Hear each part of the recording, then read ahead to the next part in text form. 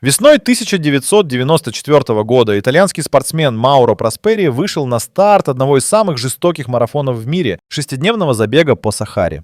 Он был физически готов, опытен и уверен в своих силах. Но пустыня — это не просто жара и песок. На третий день маршрут пересекла мощная песчаная буря, мгновенно нарушив ориентиры и навигацию. Проспери сбился с курса. В условиях нулевой видимости и отсутствия связи он ушел далеко от трассы, не понимая, что идет вглубь Алжира. С этого момента началась борьба не с дистанцией, а с собственным разумом. 9 суток абсолютного одиночества, палящего солнца, ограниченного запаса воды и еды. Он пил собственную мочу, ел летучих мышей, скрываясь в заброшенной мечети. В какой-то момент он был уверен, что слышит шаги других бегунов. Он окликал их, но никто не отвечал. Это были первые признаки искажения восприятия. Позже он признался, что видел зеленые деревья и чувствовал прохладный ветер с океана. Эти миражи стали его утешением и угрозой одновременно.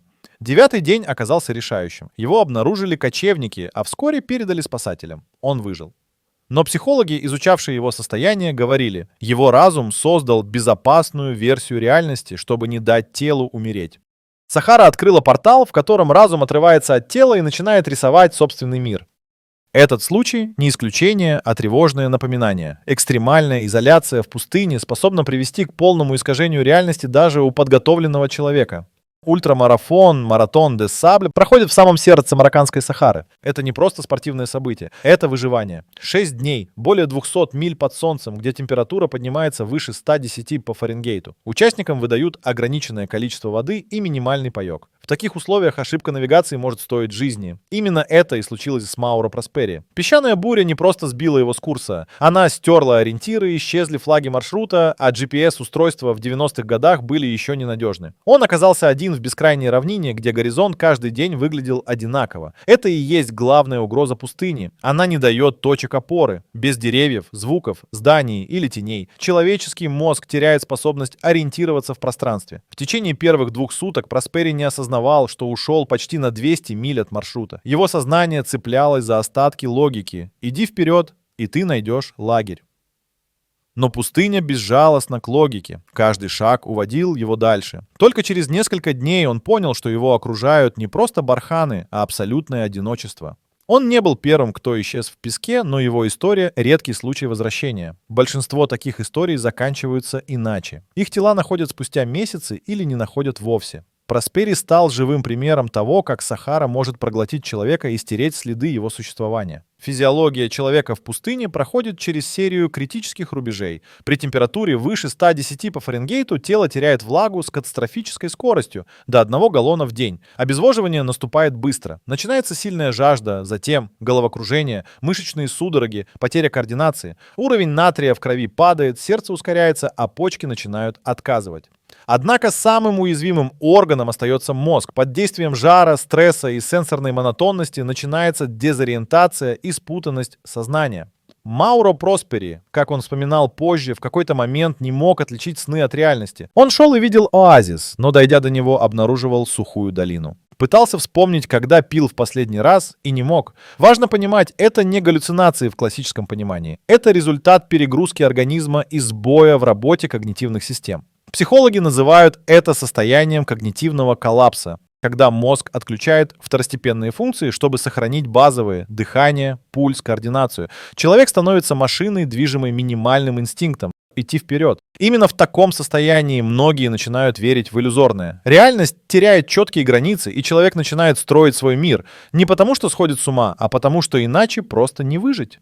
Когда человек остается в изоляции среди однообразного пейзажа и полного отсутствия стимулов, мозг начинает создавать собственные образы. Это не фантазии, а механизм защиты. Сенсорная депривация — состояние, когда зрение, слух и другие органы чувств не получают разнообразной информации, запускает процессы самообмана. В пустыне нет резких звуков, движений, перемен. Только песок и ветер. Наш мозг не терпит пустоты. Он заполняет ее воспоминаниями, образами, внутренними диалогами. Именно так и происходят галлюцинации, которые большая часть потерявшихся в Сахаре описывают одинаково. Голоса, следы на песке, люди вдали, шорохи, похожие на разговор. Мауро рассказывал, что чувствовал, будто рядом кто-то идет. Иногда слышал, как его зовут по имени. Это не безумие. Это нормальная реакция мозга на экстремальные условия. Ученые, изучающие феномен одиночества в пустыне, сравнивают его с космической изоляцией. Оба состояния приводят к внутреннему раздвоению. Человек начинает воспринимать внутренние ощущения как внешние. Так формируется новая реальность. Безопасная, понятная, в которой человек не один. Этот процесс не следствие слабости, а наоборот, высшая форма психической адаптации, спасающая сознание от краха. Когда тело на грани, разум сам рисует выход. В условиях пустыни, где каждая капля воды на вес золота, человеческое тело переходит в режим выживания. Мауро Проспери, оставшись без воды на третий день своего блуждания, предпринял то, что инстинкт подсказывает немногим. Он пил собственную мочу. Потом нашел заброшенную мечеть, где поселились летучие мыши. Он убил их, чтобы пить кровь, как источник жидкости и хоть какого-то белка. Позже делал надрезы на себе, чтобы собрать дождевую влагу в банку из-под напитка. Эти действия кажутся отчаянными, но на самом деле глубоко инстинктивны. Люди, попавшие в экстремальные условия, нередко совершают то, что в обычной жизни показалось бы невозможным.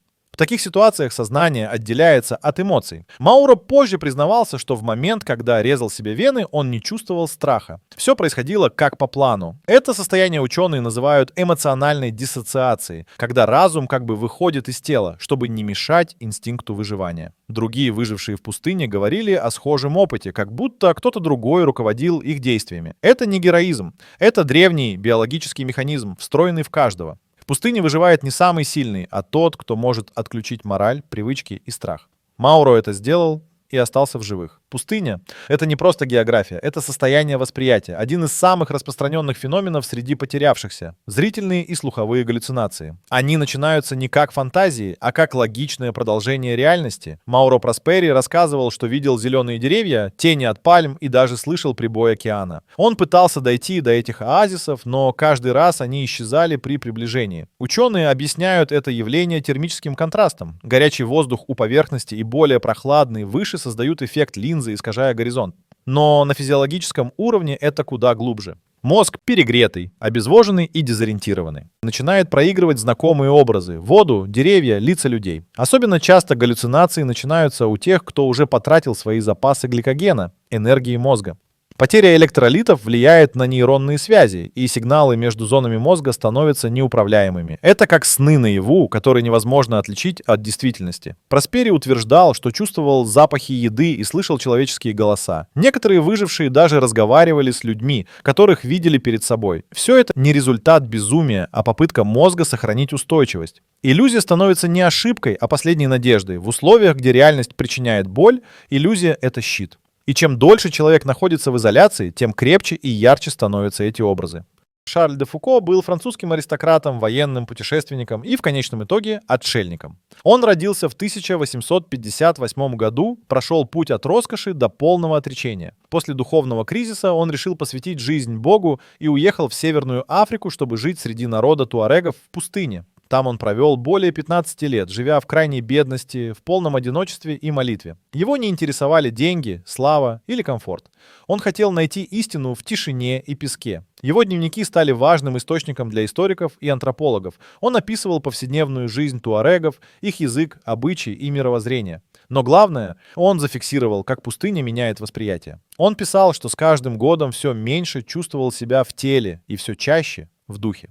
В отличие от потерявшихся, Фуко добровольно выбрал одиночество, но его наблюдения о восприятии времени, пространства и внутреннего мира удивительно похожи на те, что описывали люди на грани выживания. Он слышал музыку там, где была тишина, и чувствовал свет даже ночью. Это показывает, что экстремальные условия пустыни не только ломают психику, но могут ее трансформировать. Для Фуко пустыня стала не ловушкой, а путем к прозрению, но цена этого пути — абсолютное одиночество и полное отключение от привычного мира.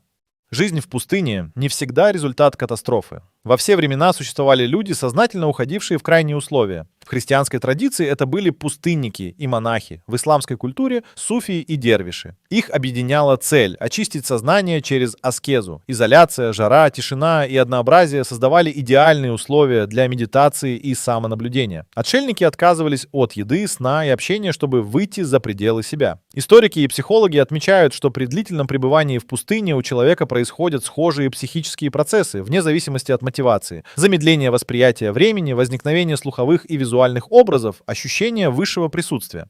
Современные паломники и исследователи, побывавшие в Сахаре, также описывали, как мозг начинает говорить сам с собой. Некоторые слышали пение, другие ощущали, будто кто-то наблюдает за ними. Это не религия, а биология. Одиночество и сенсорное объединение активируют участки мозга, отвечающие за саморефлексию и фантазию. Мозг начинает рассказывать истории, чтобы заполнить пустоту. Для отшельников это воспринималось как мистический опыт. Для науки — как результат нейропсихологических изменений. Но в обоих случаях пустыня действует одинаково. Она отключает внешний мир и усиливает внутренний. Именно поэтому она остается символом духовного поиска и психической трансформации.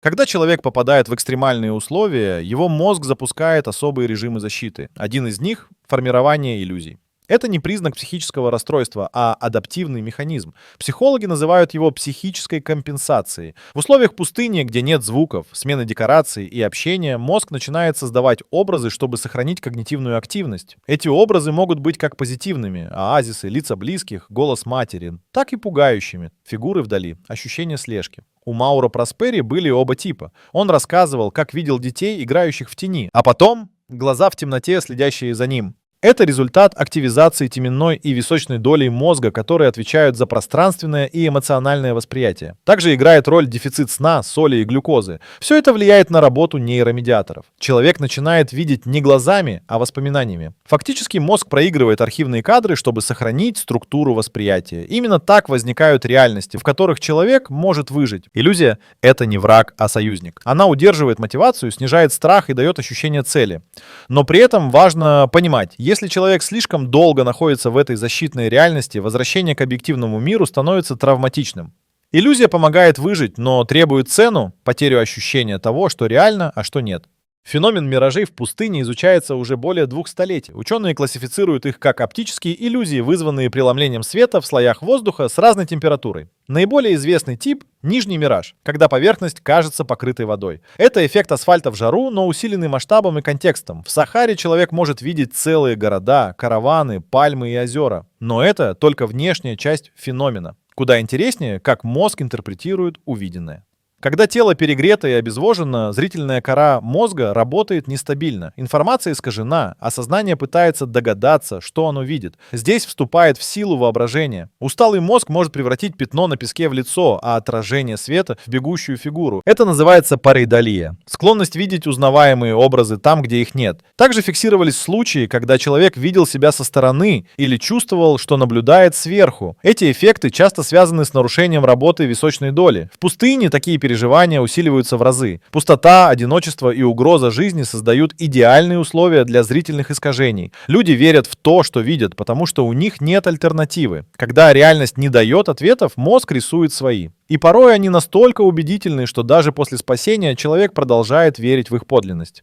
Во многих культурах состояния, которые наука называет галлюцинациями, считались священными откровениями. Люди в пустыне описывали фигуры, свет, голоса. Все это воспринималось как проявление высшей силы. В древних традициях пустыня была местом встречи с Богом, а не с психозом. Сегодня психологи и нейрофизиологи изучают границу между мистическим опытом и психической адаптацией. Оказалось, что они очень близки. Когда человек оказывается в экстремальной изоляции, его мозг переходит в режим, где снижается критичность восприятия. Это значит, что любые внутренние образы воспринимаются как реальность. Те же нейронные цепи активны при молитве, медитации и сенсорной депривации. Например, в христианских источниках описаны пустынники, слышавшие голос Бога, видевшие свет или ангелов. Но нейронаука объясняет это активацией височной доли и дефицитом дофамина. Мауро Проспери рассказывал, что чувствовал, будто кто-то невидимый указывает ему путь. Он не был религиозен, но интерпретировал это как внутреннюю силу. Подобные переживания объединяют мистиков и выживших. Психика дает человеку опору в виде образа, звука или веры, чтобы не допустить краха. Иллюзия становится формой убеждения. И хотя наука называет это защитной функцией, для самого человека это может быть опытом, изменившим всю его жизнь. Вопрос в том, что считать истиной: электрические импульсы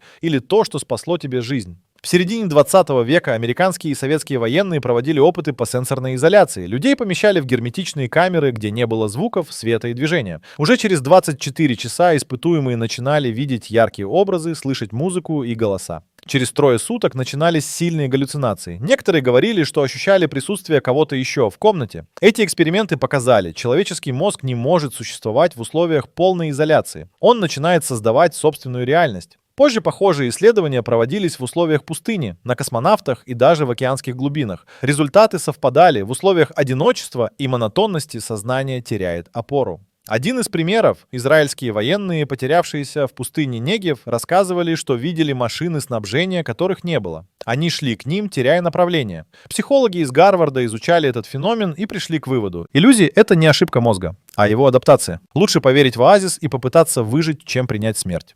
Эти знания сегодня используют в подготовке пилотов, солдат и астронавтов. Их учат, что то, что они увидят в критической ситуации, это может быть ложь. Но ложь, которая может спасти жизнь. Потому что в условиях крайнего стресса мозг уже не различает, где правда, а где нужная иллюзия. Когда все ресурсы исчерпаны, тело на грани, а мир вокруг становится враждебным, в игру вступает то, что остается последним — человеческий мозг. Именно он в пустыне становится не просто инструментом восприятия, а полноценным генератором новой реальности. Это не сбой, а высшая форма адаптации: иллюзии, галлюцинации, образы и внутренние голоса. Все это не признаки безумия, а попытка выжить. Мауро Проспери, пережив 9 суток одиночества, позже рассказывал, что именно внутренние образы дали ему силы идти дальше. Не расчет, не воля, а ощущение, что кто-то рядом и все будет хорошо. Фуко в своих письмах из пустыни описывал, что тишина разговаривает с ним. У обоих разные мотивы, разный опыт, но результат один. Сознание нашло путь, чтобы сохранить себя. Психологи говорят, что в критических условиях наш мозг способен буквально отключить часть логики и заменить ее эмоциональной верой. Это не мистика, это биология. Каждый из нас — потенциальный создатель мира, в котором можно пережить даже невозможное. Финальный парадокс в том, что иллюзия, которую создает наш разум, оказывается более жизнеспособной, чем объективная реальность. Потому что иногда, чтобы выжить, нужно перестать видеть правду и начать видеть то, что дает надежду. И в этом настоящая сила человеческой психики.